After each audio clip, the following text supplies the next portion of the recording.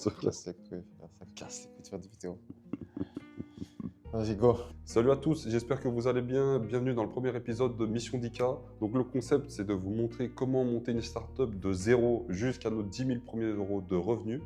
Moi, c'est Corentin, ça c'est mon cofondateur Neri. On va vous expliquer un peu plus tard quel est notre concept, mais on va d'abord commencer par un peu notre parcours et un peu nous présenter à vous, comme ça vous nous connaissez un petit peu et ça devient un petit peu la famille. Corentin et moi, on se connaît depuis qu'on est tout jeune.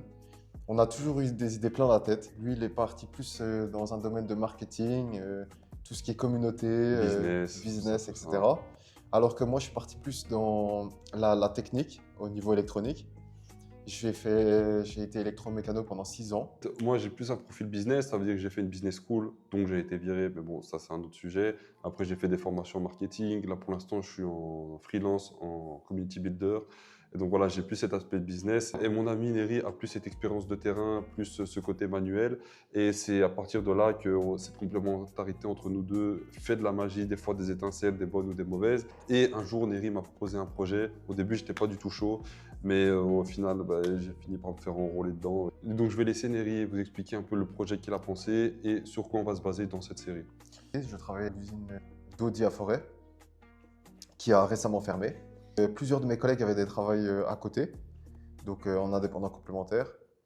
Et ils rencontraient souvent le même problème qui était un manque de visibilité par rapport à ce qu'ils faisaient, qu'ils avaient du mal à se démarquer par rapport aux grandes filiales qui, eux, ont un monopole sur Internet en termes de visibilité. Donc, j'ai directement pensé à une plateforme sur laquelle ils pourraient publier leurs réalisations. Et donc, de manière globale, en fait, le projet, c'est qu'on a remarqué que les indépendants, ils avaient un énorme manque de visibilité en ligne, ils n'avaient aucun outil qui était adapté. Et de l'autre côté, c'est que niveau clientèle, on connaît tous quelqu'un qui a voulu faire des travaux, qui est tombé sur un plombier ou un électricien véreux, qui a surfacturé ses services, ou alors qui s'est barré avec la caisse. Et c'est vraiment cette problématique-là qu'on veut résoudre. Exactement. Et donc c'est pour ça qu'en fait c'est du win-win en même temps pour les indépendants et en même temps pour les clients. Et donc voilà, ça c'est la naissance du projet.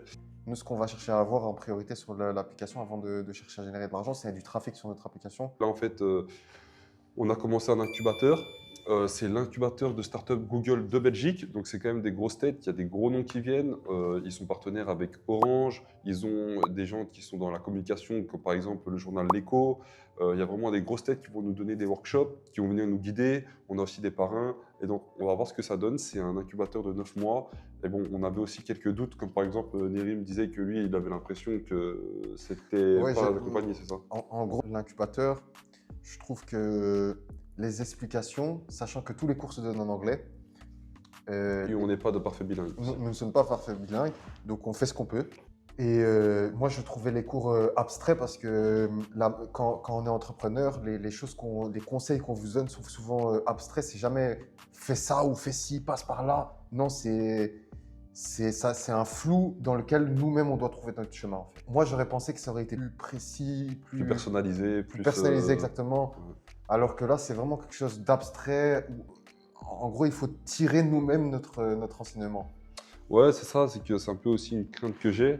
C'est qu'en fait, on a entre guillemets que 2 ateliers par semaine, on rencontre des gens, mais on n'a pas vraiment de temps en commun avec. En gros, ils ont pris 37 projets et il n'y a pas vraiment de temps en commun où est-ce qu'on peut travailler avec tout le monde ensemble, où il y a, je ne peux pas dire un de prof, réel suivi. mais un mentor, entre guillemets, qui passe et qui suit justement notre projet. Donc là-dessus, on est quand même un petit peu inquiet sur comment va se passer l'incubateur, si vraiment ça va être utile ou pas. Mais j'ai quand même beaucoup d'attentes personnellement, hein, parce qu'on espère rencontrer de grandes personnes, des personnes qui pourront élargir notre réseau. On va essayer de participer à des événements, etc. Mais voilà, c'est le but en tout cas, c'est que déjà, je pense que c'est quand? Pour fin décembre, c'est ça? Fin décembre, on doit donner un MVP, donc un minimum valuable product. Donc on a 3 mois. On va voir comment on oriente tout ça. On a déjà notre liste d'objectifs. Déjà là, ce que je peux dire, c'est que pour la semaine prochaine, on va déjà commencer à faire un annuaire d'indépendants, les appeler et voir si on peut commencer à monter une communauté de ça. Parce que moi, en fait, je vais m'orienter plus du côté création de communauté. Donc avoir des indépendants mais proches de moi, vraiment les écouter, voir ok votre problème c'est ça, on va vous accompagner comme ça, dis-moi qu'est-ce que tu n'as pas aimé dans ma solution, comment tu aurais préféré ma solution. Et mon ami Neri, lui, va plus s'occuper sur le développement, il va s'orienter sur les agents IA. Parce qu'en fait, nous, notre but final, c'est quand même de digitaliser le monde du bâtiment, parce que voilà, c'est des gens qui sont plus manuels et ils n'ont pas forcément le temps ni l'envie de se casser la tête avec ah bah il y a une nouvelle technologie, ah là ChatGPT a sorti sa nouvelle version 6.5, blablabla. Eux, ils n'en ont rien à faire. Et même eux, apprendre à le faire, ça les saoule. Et nous, ce qu'on veut, c'est vraiment faciliter ça. Et donc, c'est le but du projet. Et donc, si on a choisi de venir dans ce programme, c'est parce que tous les deux, on a déjà travaillé pour des patrons et on n'a pas vraiment apprécié la manière de fonctionnement. Donc, on a essayé de faire notre chemin à nous, donc monter notre boîte. Et donc, comment va se passer la série? C'est qu'on va sortir une vidéo une fois toutes les 2 semaines. Donc, le but de cette série, c'est aussi de vous montrer des chiffres. C'est combien de clients on a arrivé à mettre en relation avec des indépendants, un peu de voir le trafic qu'on a généré, combien de nouveaux indépendants partenaires, si jamais on a réussi à être partenaire avec d'autres grands revendeurs dans le secteur, etc. Donc, pas encore les chiffres. Donc, on va voir exactement à quel chiffre on partagera. Aussi, un peu nos vanity metrics, donc tout ce qui est LinkedIn, Instagram, TikTok. On va faire des petits insights de We Are Founders. Ça, c'est que l'étape 1. On se dit quoi et tchuss, auf Wiedersehen. Au revoir.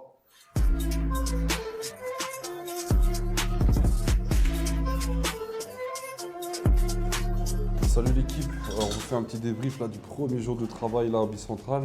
On est samedi soir, il est 23h, on est arrivé plus ou moins vers 14-15h, c'est ça? Ouais, Et là on est toujours en train de travailler et les bureaux sont vides, on a fait une petite partie de ping-pong. La première étape c'était justement de s'occuper du business model Canva pour pouvoir structurer un petit peu nos idées.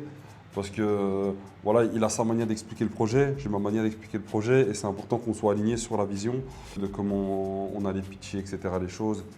Et notre but, c'est vraiment d'envoyer le premier MVP le plus rapidement possible, voir si ça fonctionne, voir ce qu'on peut essayer.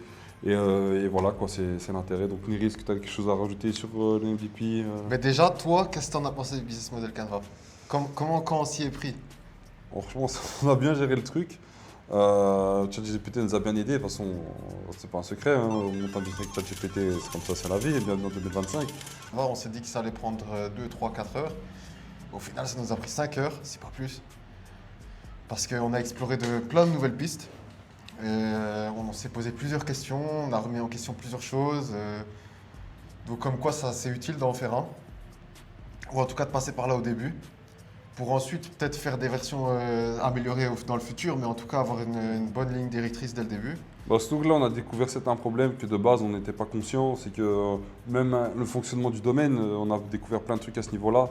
Et donc là, en fait, on s'est dit qu'il y a énormément de choses à creuser et que là, pour l'instant, en fait, on n'est encore personne et on connaît rien du business. Et que notre priorité, là, ça va être de commencer à aller rencontrer des gens qui nous racontent comment ça se passe sur le terrain. Et c'est à partir de leur retour d'expérience que nous, on va pouvoir bâtir notre premier MVP et pouvoir créer de la valeur pour ces gens. Parce que nous, dans notre esprit, la première chose qu'on doit faire, c'est créer de la valeur, créer de la valeur.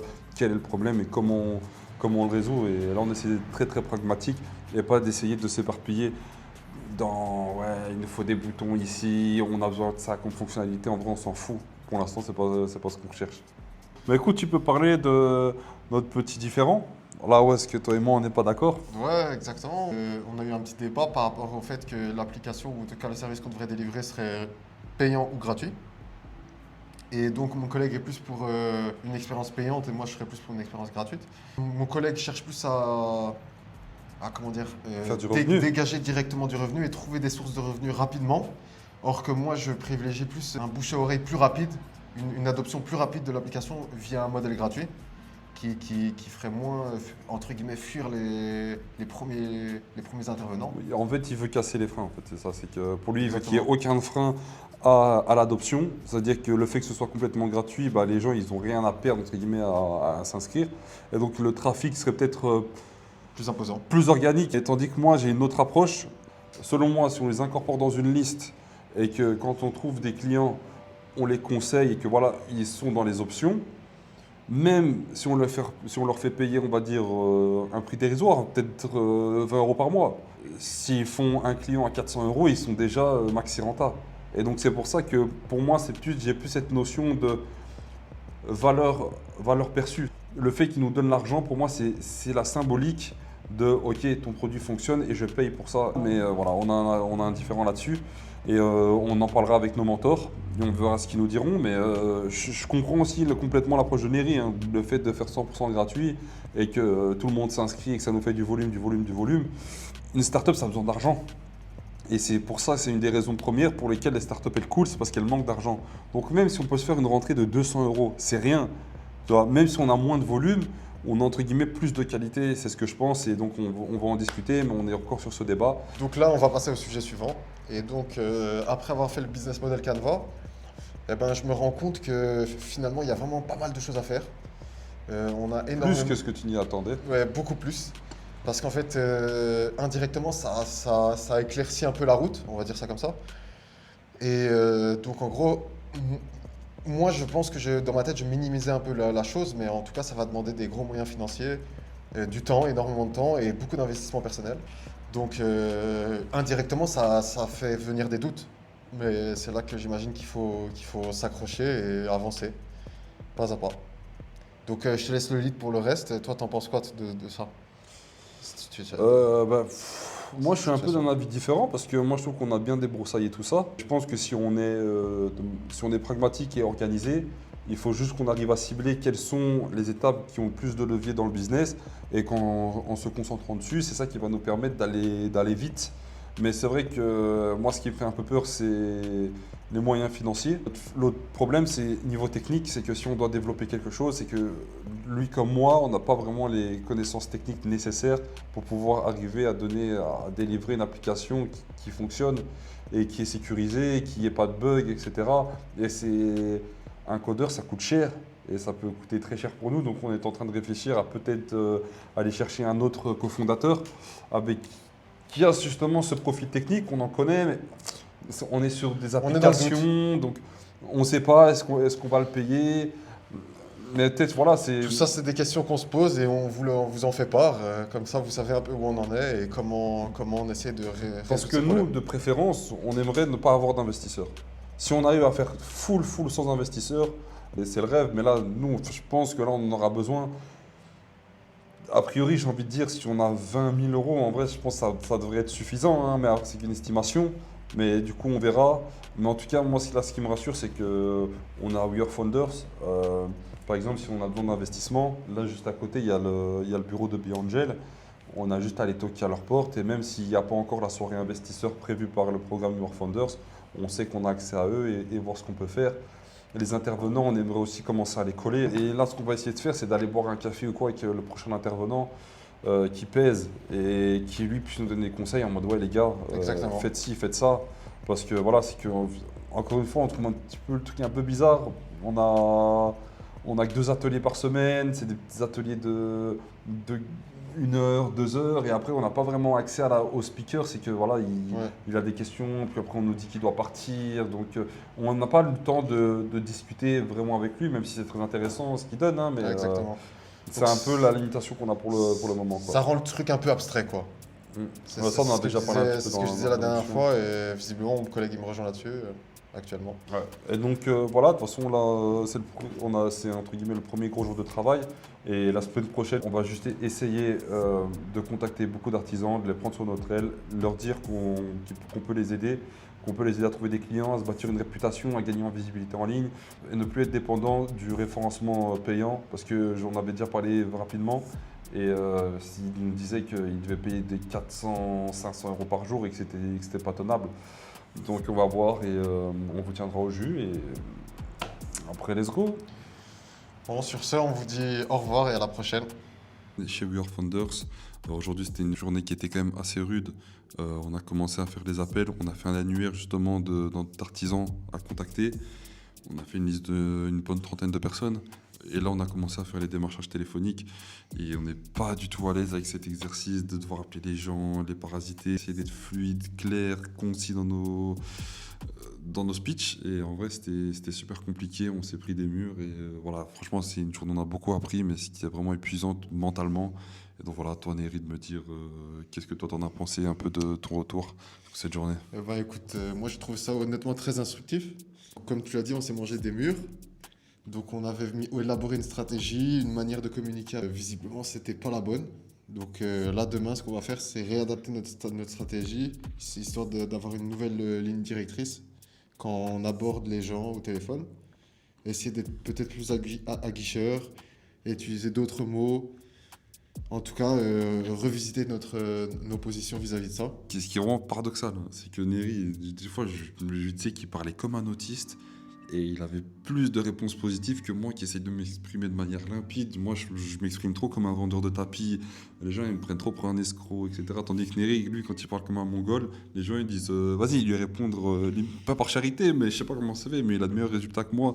Et donc, lui et moi, on doit faire des efforts sur ce qu'on fait et tout, mais franchement, dire qu'il y a des gens, c'est leur métier, c'est d'appeler tous les jours des gens pour leur vendre des trucs et se prendre des murs sur des murs. Et franchement, ils ont un courage, mais C'est complexe. ouais, non, franchement, très, très c'est vraiment complexe. dur pour le moral et c'est vraiment épuisant de répéter à chaque fois la même chose.